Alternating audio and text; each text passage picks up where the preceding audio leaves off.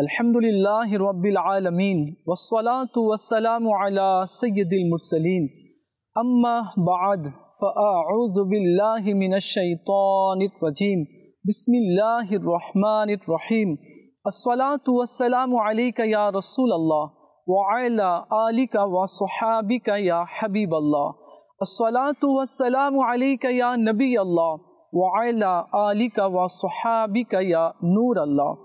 প্রিয় মদিনী চ্যানেলের দর্শকবৃন্দ, আপনারা দেখছেন অনুষ্ঠান মাটির মেহমান।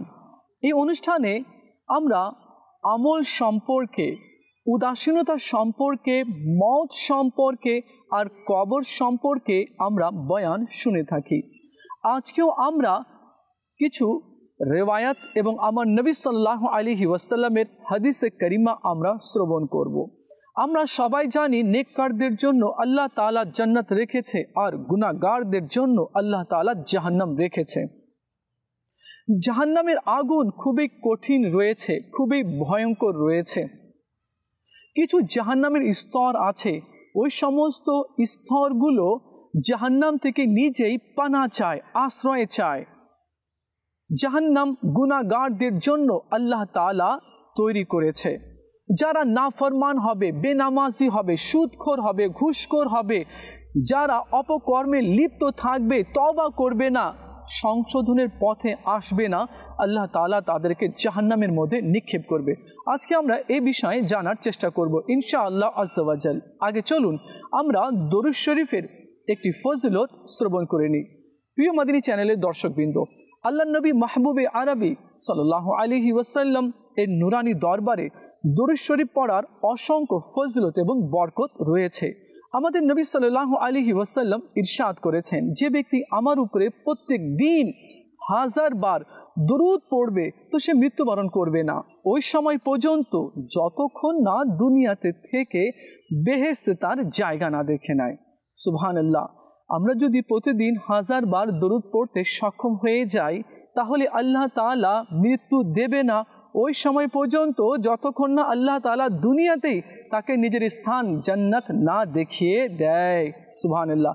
চলুন আমরা নিয়ত করি, এখন থেকে আমরা বেশি পরিমাণে দরুদ শরীফ পাঠ করব ইনশাআল্লাহ আজ্জা ওয়া জাল।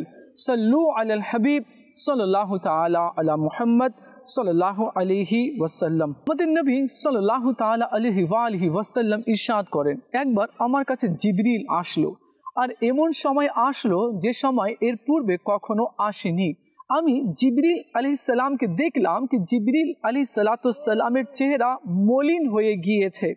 আমি জিজ্ঞেস করলাম কি, হে জিবরিল, আপনার কি হয়েছে আর আপনি কান্না কেন করছেন, চেহারাটা এমন কেন হয়েছে? তখন জিবরিল আলাইহিস সালাম বললেন, ইয়া রাসূলুল্লাহ সাল্লাল্লাহু আলাইহি ওয়াসাল্লাম, আল্লাহ আমাকে জাহান্নামকে উত্তপ্ত করার নির্দেশ দিয়েছে। আমি 1000 বছর পর্যন্ত জাহান্নামের আগুনকে উত্তপ্ত করেছি। জাহান্নামের আগুন একেবারে লাল হয়ে গিয়েছিল। আল্লাহ তাআলা আমাকে নির্দেশ দিলেন, জিবরিল হয়নি, আরো 1000 বছর পর্যন্ত জাহান্নামের আগুনকে জ্বালাও। জিবরিল আলাইহিস সালাম বললেন, ইয়া রাসূলুল্লাহ সাল্লাল্লাহু আলাইহি ওয়াসাল্লাম, আবারও আমি 1000 বছর পর্যন্ত জাহান্নামের আগুনকে উত্তপ্ত করলাম। জাহান্নামের আগুন একেবারে সাদা হয়ে গেল। আল্লাহ আমাকে আবার নির্দেশ দিলেন, জিবরিল হয়নি, আরো 1000 বছর পর্যন্ত জাহান্নামের আগুনকে উত্তপ্ত করো। ইয়া রাসূলুল্লাহ, যখন আমি আবার 1000 বছর পর্যন্ত জাহান্নামের আগুনকে উত্তপ্ত করলাম, তো জাহান্নামের আগুন একেবারে কালো হয়ে গিয়েছে। ইয়া রাসূলুল্লাহ সাল্লাল্লাহু আলাইহি ওয়াসাল্লাম, জাহান্নামের দরজাকে যদি সুই বরাবর ছিদ্র করে দেওয়া হয় আর সুইয়ের নখ বরাবর থেকে যে আগুন বের হবে, ওই আগুনের মুখকে যদি দুনিয়াবাসীদের কাছে করে দেওয়া হয়, তাহলে পৃথিবীর সমস্ত মানুষ জ্বলে পুড়ে ছাই হয়ে যাবে। আল্লাহ নবী সাল্লাল্লাহু আলাইহি ওয়াসাল্লাম ইরশাদ করলেন, জিবরিল আরো কিছু বলো। তখন জিবরিল আলাইহিস সালাম বললেন, ইয়া রাসূলুল্লাহ সাল্লাল্লাহু আলাইহি ওয়াসাল্লাম, জাহান্নামীদেরকে যে আগুনের শিকল পরানো হবে, ওই শিকলগুলোর মধ্যে থেকে এক শিকলের অংশ যদি বিশাল পাহাড়ের উপরে রেখে দেওয়া হয়, তাহলে পাহাড় গলে যাবে আর ওই শিকলটা 7 জমিনের নিচে গিয়ে পৌঁছে যাবে। এরপর জিবরিল আলাইহিস সালাম বললেন, ইয়া রাসূলুল্লাহ সাল্লাল্লাহু আলাইহি ওয়াসাল্লাম, কোন জাহান্নামের আযাব প্রদানকারী ফেরেশতাকে যদি দুনিয়াতে প্রেরণ করা হয় তো তার দুর্গন্ধে এবং বিভৎস ধরনের চেহারা দেখে দুনিয়ার সমস্ত মানুষ মারা যাবে।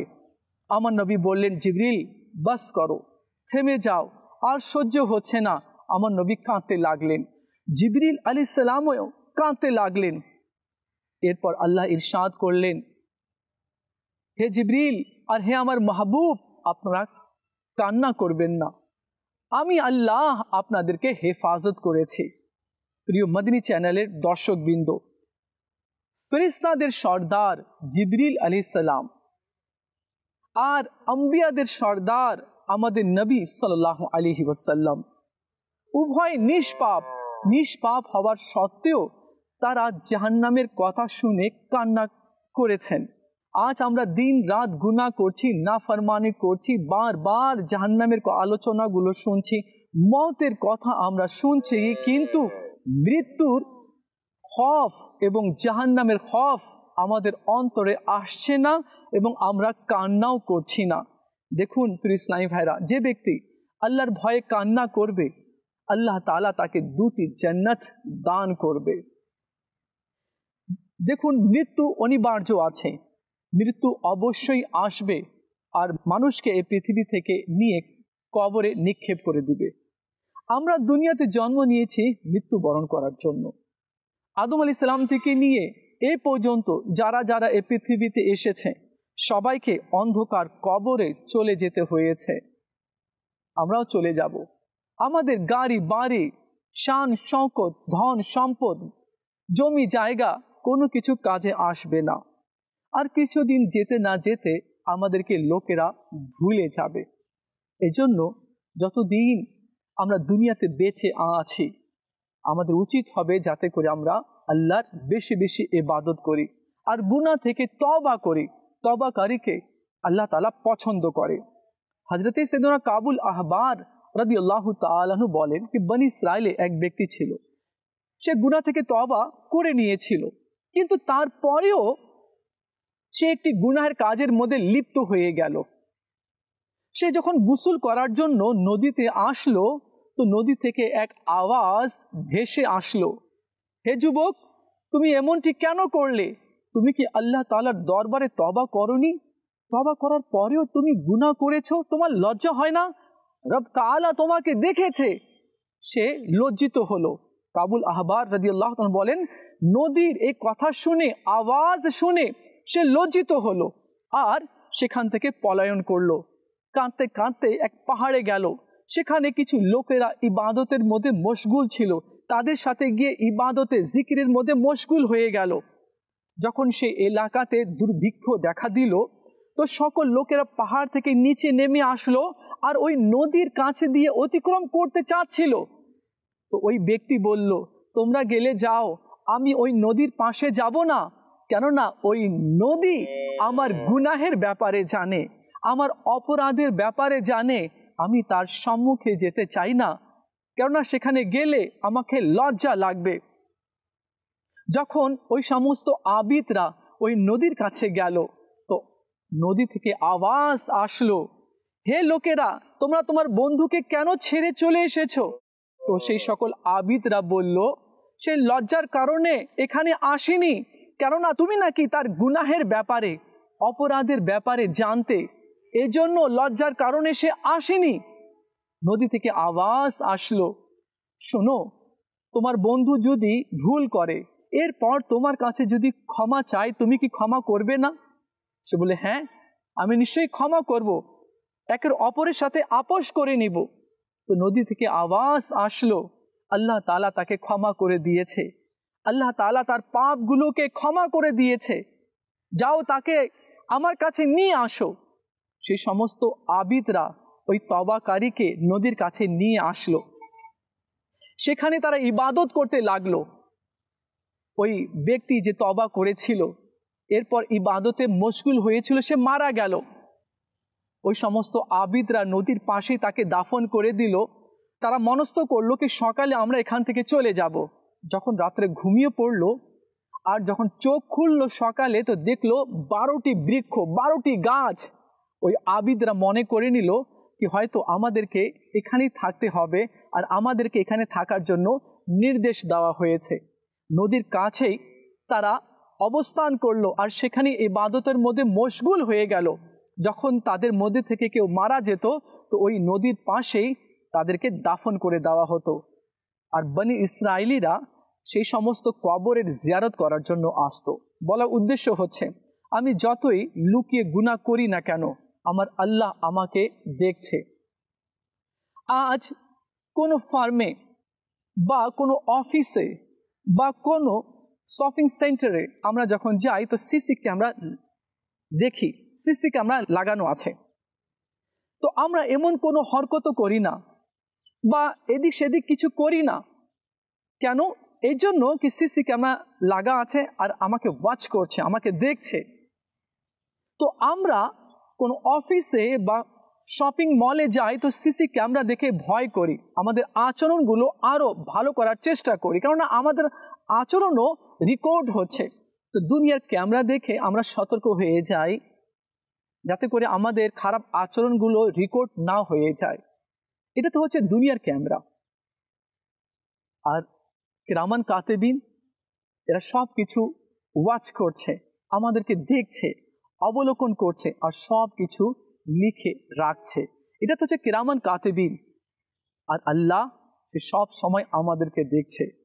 আমরা 1 সেকেন্ডের জন্য কোথাও লুকাতে পারবো না। এই জন্য আমাদের উচিত হবে যাতে করে আমরা গুনাহ ছেড়ে দিই, পাপ ছেড়ে দিই। অনেকেই পাপের কারণে ধ্বংস হয়ে যায়, কবরে আযাবের সম্মুখীন হয়। কিছু লোক এমনও আছে কি গুনাহ না করলে নাকি ভালো লাগে না, নাউজুবিল্লাহ। চোখ দিয়ে হারাম না দেখলে ভালো লাগে না। রিওয়ায়েতে এসেছে যে ব্যক্তি নিজের চোখ দিয়ে হারাম দেখবে তো আল্লাহ তাআলা কিয়ামতের দিনে তার চোখে জাহান্নামের আগুন ভরে দিবে।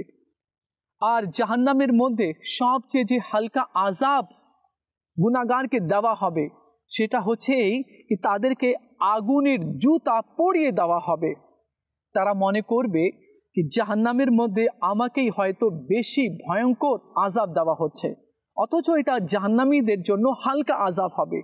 যখন জাহান্নামীদেরকে সে আগুনের জুতা পরিয়ে দেওয়া হবে তো তাদের মাথা আর মগজ টকবক টকবক করবে। আমাদের ভয় পাওয়া উচিত, তওবা করে নেওয়া উচিত।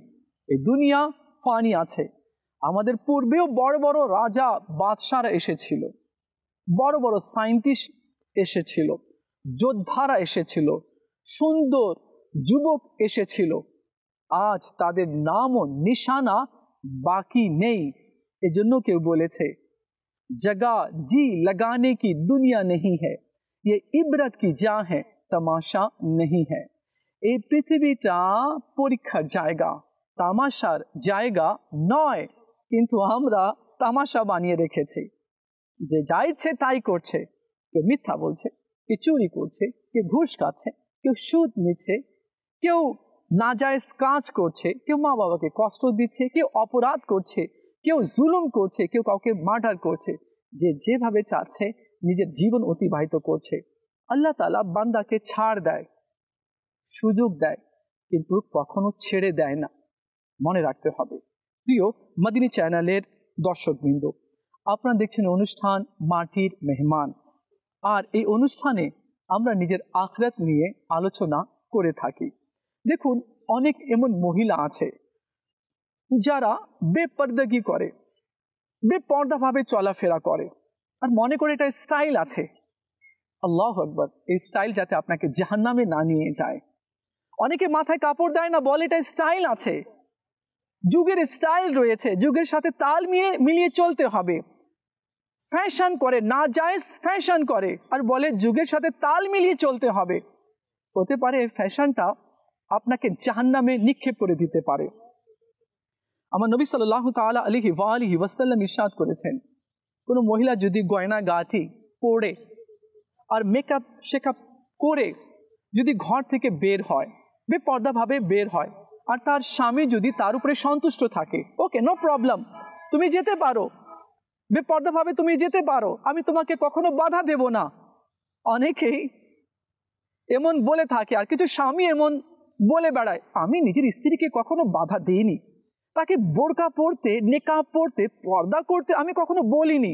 মানে খুব সাদা মনের নাকি মানুষ। এটা সাদা মনের মানুষ নয়। শুনুন, কোন স্বামী যদি নিজের স্ত্রীকে বেপর্দাভাবে চলতে দেখে আর চলতে বলে, বাধা না দেয়, তো তার স্ত্রী যত পা বাইরে বের করবে, প্রত্যেকটি কদমে কদমে তার স্বামীর জন্য জাহান্নামে এক একটা ঘর বানানো হবে। জান্নাতে নয়, জাহান্নামে তার জন্য এক একটা ঘর বানানো হবে।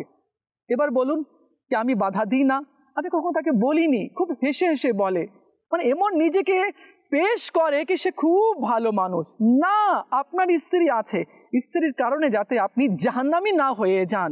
আবার বলছি, কোনো স্বামী তার স্ত্রীকে যদি বেপর্দাভাবে চলতে দেয়, তো তার স্ত্রী যত কদম বাইরে বের করবে, প্রত্যেক কদমের বিনিময়ে তার স্বামীর জন্য জাহান্নামে এক একটি ঘর বানানো হবে। আমার নবী সাল্লাল্লাহু তাআলা আলাইহি ওয়া আলিহি ওয়াসাল্লাম বলেন, আমি মিরাজের রাত্রে দেখলাম এক মহিলা উল্টা ঝুলানো আছে, লটকে আছে উল্টো জাহান্নামের মধ্যে, আর তার মাথা উত্তপ্ত পাতিলের মতো টকবক টকবক করছে। আমি জিজ্ঞেস করলাম, জিবরিল, এটা কোন মহিলা যাকে এইভাবে আযাব দেওয়া হচ্ছে, তার মাথা টকবক টকবক করছে? জিবরিল আলাইহিস সালাম বললেন, ইয়া রাসূলুল্লাহ সাল্লাল্লাহু আলাইহি ওয়াসাল্লাম, এটা ওই মহিলা আছে যে নিজের মাথায় কাপড় রাখতো না।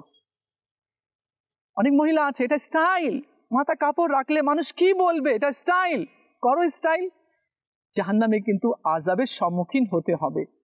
আজ সামান্য মশা কামড়ালে ঘুম আসে না, কিন্তু কালকে মাথা টকবক করবে জাহান্নামের আগুনের কারণে, এবং উল্টো ঝুলিয়ে দেওয়া হবে। আমার নবী সাল্লাল্লাহু তাআলা আলাইহি ওয়া আলিহি ওয়াসাল্লাম বলেন, আমি আর এক মহিলাকে দেখলাম, তার দেহকে আগুনের কেঁচি দ্বারা কাটা হচ্ছিল, খণ্ড খণ্ড করা হচ্ছিল আগুনের কেঁচি দ্বারা। আমার নবী বলেন, জিবরিল, এরা কোন মহিলা, এদেরকে আগুনের কেঁচি দ্বারা কেন টুকরো টুকরো করা হচ্ছে? জিবরিল আলাইহিস সালাম বললেন, ইয়া রাসূলুল্লাহ সাল্লাল্লাহু আলাইহি ওয়াসাল্লাম, এরা ওই সমস্ত মহিলা যারা নিজের দেহ, রং ও রূপ অপর পুরুষকে দেখাতো, যার কারণে এদের দেহকে আগুনের কেঁচি দ্বারা টুকরো টুকরো করা হচ্ছে। আমার নবী সাল্লাল্লাহু তাআলা আলাইহি ওয়া আলিহি ওয়াসাল্লাম বললেন যে আমি মিরাজের রাত্রে দেখলাম কিছু মহিলাকে তাদের পা, হাত এবং মাথাকে, গর্দনকে একসাথে বেঁধে দেওয়া হয়েছে আগুনের শিকল দ্বারা, আর সাপ বিচ্ছু তাদেরকে দংশন করছে। আমার নবী বললেন, আমি জিজ্ঞেস করলাম, জিবরিল, এরা কোন মহিলা, আর এদেরকে এভাবে কেন আযাব দেওয়া হচ্ছে? তো জিবরিল আলাইহিস সালাম বললেন, ইয়া রাসূলুল্লাহ সাল্লাল্লাহু আলাইহি ওয়াসাল্লাম, এরা ওই সমস্ত মহিলা আছে যারা নিজের স্বামীর অনুমতি ছাড়া ঘর থেকে বাইরে বের হতো। অনেক মহিলা আছে স্বামীকে পাত্তা দেয় না, আর বলে দরকার নেই, সবকিছু কি স্বামীকে জিজ্ঞেস করতে হবে, সবকিছু কি বলে যেতে হবে, মানে খুব বেশি সাহসী নিজেকে প্রকাশ করে। তো এই সমস্ত মহিলারা যারা স্বামীর অনুমতি ছাড়া ঘর থেকে বের হয়, তারা যাতে জাহান্নামের আগুনের আযাবের সম্মুখীনের জন্য যাতে প্রস্তুত হয়ে যায়। আল্লাহ তাআলা আমাদের সবাইকে বোঝার তৌফিক দান করুক। প্রিয় মদিনী চ্যানেলের দর্শকবৃন্দ, আমরা উদাসীনতার চাদর পরে ঘুমিয়ে আছি। সেটা কিভাবে? সেটা এইভাবে যে মানুষ দুনিয়াকে ভালোবাসে, এই দুনিয়াকে ভালোবাসে, রং, রূপ, ধন, সম্পদ, টাকা পয়সা খুবই ভালোবাসে। মোট কথা, মানুষ দুনিয়াকে ভালোবাসে, কিন্তু আখিরাতকে ভুলে বসেছে। আখিরাতেও একটা স্থান আছে, এই স্থানকে ভুলে গেছে। আর মানুষ বলে, আমি খুব ব্রিলিয়ান্ট, আমি খুব চালাক, আমি খুব জ্ঞানী। আরে না, জ্ঞানী তো সে আছে যে নিজের কবরের প্রস্তুতি নেয়, জ্ঞানী সে আছে যে নিজের আখিরাতকে ভালো করে নেয়। তো আবার বলছি, মানুষ দুনিয়াকে ভালোবাসে কিন্তু আখিরাতকে ভুলে বসেছে, এমন ব্যক্তি উদাসীন। নাম্বার 2, সম্পদকে মানুষ ভালোবাসে। অনেক দুনিয়াতে কিপটা ধরনের মানুষ আছে, ভালো কিছু খায় না, ভালো কিছু পড়ে না, সব টাকাগুলো জমা রাখে, ভালো চিকিৎসাও করে না, টাকাগুলো রেখে বেচারা মরে যায়। কিছু কিপটা ধরনের মানুষ আছে, মানুষ সম্পদকে ভালোবাসে কিন্তু হিসাবকে ভুলে বসেছে। কিয়ামতের দিনে তার হিসেব হবে, অনেক টাকা জমা করেছে, এই টাকার হিসেব দিতে হবে কিয়ামতের দিনে, কিন্তু এই হিসেবের দিনটা সে ভুলে গিয়েছে। আর এমন ব্যক্তি নাকি বুদ্ধিমান? না, সে বুদ্ধিমান কখনোই হতে পারে না। কেননা সম্পদকে মনে রাখতে হবে, তার পাশাপাশি হিসাবের দিনটাকেও মনে রাখতে হবে। মানুষ মখলুককে ভালোবাসে, মানুষকে ভালোবাসে, আত্মীয় স্বজনকে ভালোবাসে, ভালোবাসতে হবে, ভালোবাসার দরকার আছে। ব্যবসাকে ভালোবাসে, কারোবারিকে ভালোবাসে, কিন্তু আল্লাহকে ভুলে বসেছে। যাকে ভালোবাসার দরকার তাকে ভালোবাসছে না। তো মানুষ মখলুককে ভালোবাসে কিন্তু আল্লাহকে ভুলে বসেছে। এমন ব্যক্তি উদাসীন, আর সে উদাসীনের চাদর পরে ঘুমিয়ে রয়েছে। মানুষ গুনাহ করাকে ভালোবাসে। আজ মোবাইলের মাধ্যমে কোন গুনাহ হচ্ছে না? আজ কোন গুনাহ এমন বাকি আছে যা হচ্ছে না? মানুষ গুনাহকে তো ভালোবাসে কিন্তু তওবাকে ভালোবাসে না, তওবা করা ভুলে গিয়েছে। তো ইমাম গজালি রহমতুল্লাহি ওয়ালি বলেন, তোমার দ্বারা গুনাহ সংগঠিত হয়ে যাচ্ছে, তো তওবা কেন করছো না? তওবা দরজা তো আল্লাহ খুলে রেখেছে, তওবা করে নাও, গুনাহ মাফ করে দেবে আল্লাহ। কিন্তু আমরা তওবা করছি না। মানে গুনার উপরে এত সাহসী আমরা হয়ে গিয়েছি, আরে যা হবে দেখা যাবে। আল্লাহু আকবার। একবার তওবা যদি আমরা করে নিই তো আল্লাহ গুনাহ মাফ করে দিবে। শয়তান আমাদেরকে তওবা থেকে ফিরিয়ে রেখেছে। ও বুদ্ধিমান সে হবে যদি কখনো কোনো কারণে গুনাহ সংগঠিত হয়ে যায়, সঙ্গে সঙ্গে সে যাতে তওবা করে নেয়।